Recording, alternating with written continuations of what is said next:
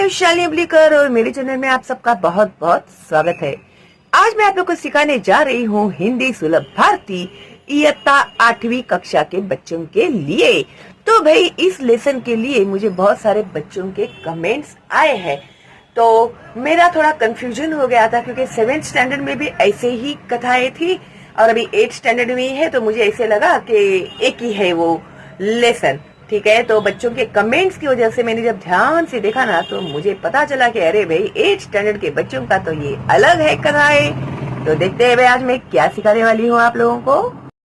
तो आज मैं आप लोगों को सिखाने वाली हूँ 2 लघु कथाएं। तो ये लिखी हुई है हरी जोशी इन्होंने। तो अभी हम सबसे पहले उनका लेते हैं परिचय यानी इंट्रोडक्शन। उनका जन्म हुआ था 1943 खुड़िया मध्य प्रदेश। परिचय, सेवानिवृत्त प्राध्यापक हरि जोशी जी की साहित्यिक रचनाएं हिंदी की लगभग सभी प्रतिष्ठित पत्र पत्रिकाओं में प्रकाशित होती रही है। सेवानिवृत्त मीन्स रिटायर, ओके। काम करने के बाद जो रिटायरमेंट पीरियड आता है ना उसको सेवानिवृत्त कहते हैं। प्राध्यापक मीन्स प्रोफेसर, ओके। तो वे कौन थे? एक साहित्यिक थे और उनकी रचनाएं सब पत्र पत्रिकाओं में प्रकाशित होती रही है। आपको गोयंका सारस्वत सम्मान, वागीश्वरी सम्मान प्राप्त हुए है, तो उन्हें ऑनर किया गया है इन सम्मान से। प्रमुख कृतियां उनकी कौन सी है?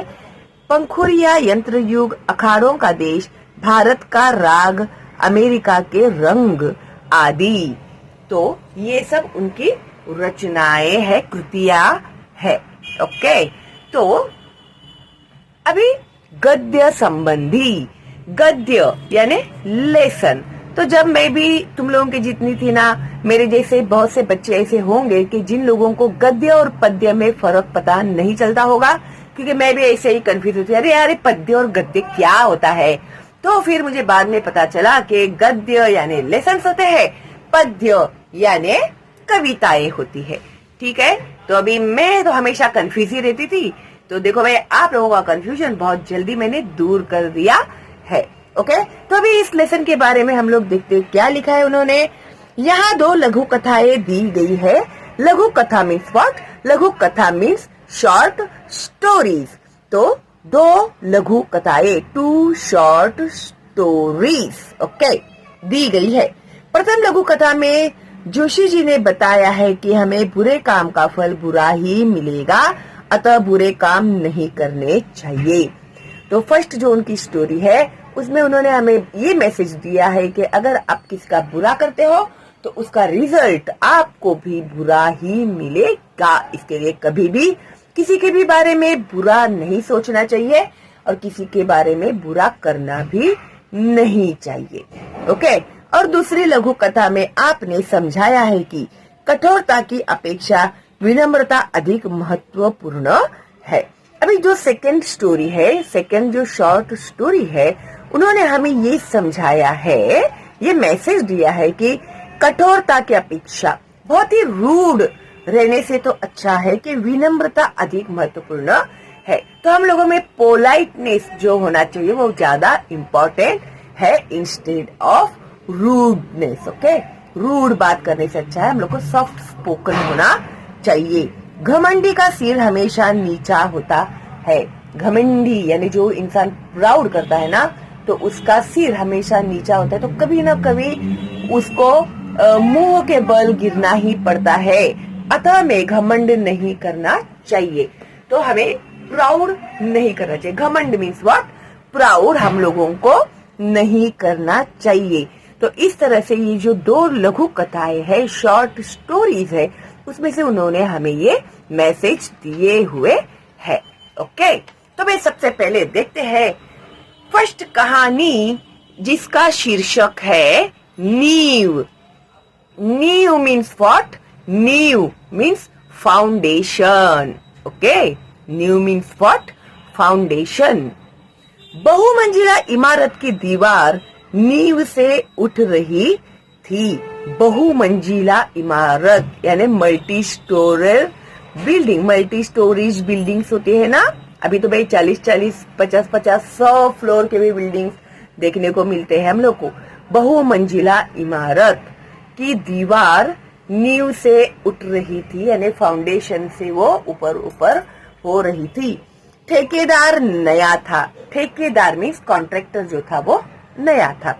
भयभीत सा वह तगारी सीमेंट और 5 तगारी रेत के मसाले से ईंटों की जुड़ाई करवा रहा था।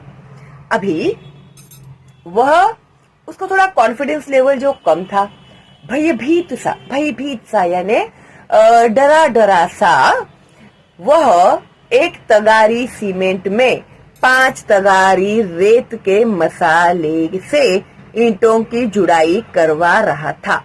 तो अभी उसने ना एक तगारी सीमेंट में, अभी हम लोग ऐसे समझते हैं कि एक गमला सीमेंट में 5 तगारी रेत यानी 5 गमला रेत, इसको मिक्स करके मसाले से ईंटों की जुड़ाई करवा रहा था। यानी वो ईंट पर ईंट रखते, फिर वो सीमेंट डालते, फिर ईंट रखते, फिर सीमेंट डालते है ना, तो वो करवा रहा था। ओके, तो दीवार बनवा रहा था।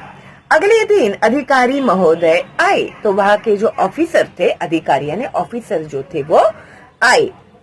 उन्होंने काम के प्रति घोर असंतोष व्यक्त किया। अभी जब उन्होंने देखा ये काम कैसे चल रहा है, तो वो बहुत ही अनसेटिस्फाइड, असंतोष मीन्स अनसेटिस्फाइड। ओके, तो उन्होंने बोला अरे ये नहीं ये सब बराबर नहीं हो रहा है। उन्होंने अपना ओपिनियन दिया, व्यक्त किया, नहीं उन्होंने बताया कि no this is not properly, this work is not done properly, ऐसे।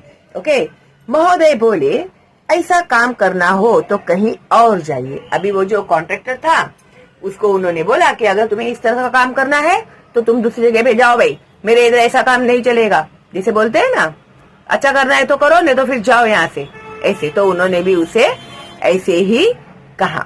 ओके, तो अगले दिन सशंकित नए ठेकेदार ने 1 तगारी सीमेंट और 3 तगारी रेत के मसाले से ईंटों की जुड़ाई की। अभी नेक्स्ट डे जो था ना, नया ठेकेदार आया वहां पर।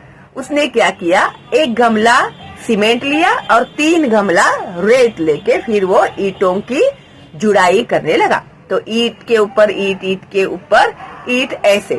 संबंधित अधिकारी आए, फिर से वो अफसर आए। उन्होंने नींव की दीवार पर एक निगाह डाली और गर्म हो गए। अभी उन्होंने वो जो फाउंडेशन की जो वॉल थी, दीवार मीन्स जो वॉल थी, दीवार पर निगाह डाली, यानी उन्होंने देखा, ऐसे देखते हैं ना ऊपर से नीचे तक कैसे बन रहा है, क्या है करके डाली, और गर्म हो गए यानी गुस्सा आ गया उनको, अरे कैसे काम कर रहे हैं लोग, ऐसा। ओके, तो इस बार ठेकेदार को अंतिम चेतावनी दी। अभी उसको भी उसने क्या किया, लास्ट वार्निंग दिया। देखो फर्स्ट टाइम उसने क्या किया था, 1 गमले सीमेंट में 5 गमला रेत डाला था। अभी सेकेंड डे उसने क्या किया, 1 गमला सीमेंट और 3 गमले रेत डाले थे। अभी भी वो देख के गुस्सा हो गया, अनसेटिस्फाइड हो गया, और उसने उसको अंतिम चेतावनी दी, मीन्स लास्ट वार्निंग बोलते हैं ना, लास्ट वार्निंग दी। यदि कल तक काम में पर्याप्त सुधार नहीं किया गया तो काम बंद करवा दिया जाएगा। यदि कल तक काम में यानी टिल टुमारो अगर आपका पर्याप्त सुधार यानी अच्छा डेवलपमेंट नहीं दिखाई दिया मुझे, तो काम बंद करवा दिया जाएगा। तो अभी ये जो काम चल रहा है मैं उसे स्टॉप करवा दूंगा, कुछ बिल्डिंग का फाउंडेशन नहीं बनेगा, ठीक है। तो वो ठेकेदार नया था और ये ऑफिसर आ रहा था, उसको उस दिन भी डांटा उसने, और सेकेंड डे भी उसने उसको लास्ट वार्निंग दे डाली। जब नए ठेकेदार की समझ में बात नहीं आई तो उसने एक अनुभवी ठेकेदार से इस समस्या पर उसकी सलाह चाही। अभी जब ये तो ठेकेदार था ना, उसने देखा कि एक कॉन्ट्रैक्टर था, उसको समझ में ही नहीं आ रहा था कि भाई कैसे भी काम करो तो ये आदमी तो मुझे डांटते ही रहता है, तो किस तरह से मैं इसके साथ काम करूं करके फिर उसने क्या किया हालों में, तो जब नए ठेकेदार की समझ में बात नहीं आई तो वो बहुत कंफ्यूज हो गया, उसको कुछ समझ में नहीं आ रहा था। तो उसने एक अनुभवी ठेकेदार से, जो एक्सपीरियंस्ड कॉन्ट्रैक्टर्स होते हैं ना, उसके सामने उसने समस्या यानी अपनी जो प्रॉब्लम थी उसकी सलाह चाहिए। तो उसने उसको उसका सजेशन मांगा, ठीक है, सलाह मीन्स उसकी तरफ से उसने सजेशन मांगा कि भाई एक दिन ऐसा हुआ, सेकेंड डे ऐसा हुआ, तो मैं थोड़ा कंफ्यूज हो गया हूँ, आप एक्सपीरियंस वाले हैं तो प्लीज जरा थोड़ा मुझे कुछ सजेशन देंगे आपके, मैं क्या करूँ, मैं बहुत कंफ्यूज हो गया हूँ। ऐसे अनुभवी ठेकेदार ने बताया कि ये महोदय रिश्वत चाहते हैं। तभी ये जो एक्सपीरियंस्ड जो ठेकेदार था, कॉन्ट्रैक्टर था, तो उसने क्या कहा उनसे कि यह महोदय रिश्वत चाहते हैं। रिश्वत यानी क्या? रिश्वत, समझे? रिश्वत कहते हैं इसको। तो वो कुछ न कुछ, अगर आपको हमारा काम करना है तो उन्हें पैसे देने पड़ेंगे, ठीक है। तो वो रिश्वत को ना इंग्लिश में क्या बोलते हैं, आप लोग मुझे कमेंट करके बताना, ठीक है। देखते हैं सबसे पहले मुझे कौन कमेंट करता है। ओके, तो इसीलिए काम में कमी बता रहे हैं। Any how he wants money from him. तो वो बोल रहे कि अरे कैसा काम कर रहे, ये अच्छा नहीं हो रहा है, ऐसा नहीं हो रहा है, वैसा नहीं हो रहा है, मैं तुम्हें काम करने नहीं दूंगा, मैं तुम्हें काम से निकलवा दूंगा, ऐसे वैसे करके उसको बेचारे को धमका रहे हैं। तो वो क्या कर रहे हैं, रिश्वत मांग रहे हैं। उसने भ्रष्ट अधिकारी को पाठ पढ़ाने का निश्चय कर लिया। अभी ये जो कॉन्ट्रैक्टर था ना, उसने डिसाइड किया, अभी ये जो है ना भ्रष्ट अधिकारी जो है, भ्रष्ट अधिकारी यानी भ्रष्ट यानी करप्ट, ओके। अगले दिन अधिकारी महोदय निरीक्षण करने आए। अभी नेक्स्ट डे फिर से वो ऑफिसर वहां पर निरीक्षण करने के लिए यानी ऑब्जर्वेशन करने के लिए आया। सुपरवाइजर था ना वो, सुपरविजन करने के लिए आया। निरीक्षण करना यानी सुपरवाइज करना। ठेकेदार ने उन्हें रुपयों से भरा लिफाफा पकड़ा दिया। अब ये जो कॉन्ट्रैक्टर था उसने क्या किया, नोटों से भरा हुआ एक पैकेट उसके हाथ में दे दिया। लिफाफा मीन्स एनवेलप उसके हाथ में दे दिया। अधिकारी प्रसन्न होकर जैसे ही जाने लगे वैसे ही एकाएक वहाँ उच्च अधिकारी आ गए। अभी जैसे ही वो लिफाफा लेकर वो अधिकारी वहाँ से जाने लगा, उतने में वहाँ पर उच्च अधिकारी आए, उनसे भी बड़े जो ऑफिसर थे वो आए। अधिकारी महोदय रिश्वत लेते हुए रंगे हाथों पकड़े गए। अभी ये जो अधिकारी था उसको रेड हैंडेड उन्होंने पकड़ लिया था। तो ये जो कॉन्ट्रैक्टर था ना, उसने पैसे देने के पहले जो उनसे भी बड़े जो ऑफिसर्स थे उन लोगों को ऑलरेडी बता दिया था कि ये पैसों के लिए हम लोगों को बहुत परेशान कर रहे हैं, इसके लिए आज कल हम लोग उसे इस तरह से रेड हैंडेड पकड़ेंगे, ऐसे उन्होंने प्लान किया होगा। वस्तुतः रात में ही ईमानदार ठेकेदार ने अधिकारी महोदय के खिलाफ उच्च अधिकारी के पास शिकायत कर दी थी। तो देखो भाई, लास्ट नाइट ही उसने वो जो उसके जो बड़े अफसर थे उनको ये कर दिया था, अधिकारी के शिकायत यानी कंप्लेंट कर दी थी कि ये जो है वो बहुत ही प्रॉब्लम क्रिएट कर रहा है पैसे देने के लिए। उच्च अधिकारी ईमानदार थे, लेकिन लकीली ना उनके जो बड़े अफसर थे वो ईमानदार थे, ठीक है। उन्होंने कहा कुछ एक भ्रष्ट अधिकारियों के कारण ही पूरा प्रशासन बदनाम होता है। तो उन्होंने क्या कहा कि ऐसे कुछ लोग होते हैं, एक हाथ दो, जिसकी वजह से सब ऑफिसर्स लोगों को ऐसे ही कहा जाता है कि अरे ये तो रिश्वतखोर है, इसको तो पैसे चाहिए तभी ये काम करने को देगा। तो एक इंसान की वजह से सब लोगों को एक ही कैटेगरी में देखा जाता है, तो पूरा प्रशासन बदनाम होता है। उन्होंने भ्रष्ट अधिकारी को दंड दिलवाने का निर्णय ले लिया। उन्होंने तभी डिसाइड किया कि अभी इसको पनिश करवाना ही है। दंड मीन्स पनिशमेंट दिलवाना ही है, सजा दिलवानी है। सच ही कहा है, बुरे काम का बुरा नतीजा। ये सच्ची ही बात है, दिस इज फैक्ट के बुरे काम का बुरा नतीजा। अगर आप कोई भी बुरा काम करोगे तो उसका रिजल्ट भी आप लोगों को बुरा ही आएगा।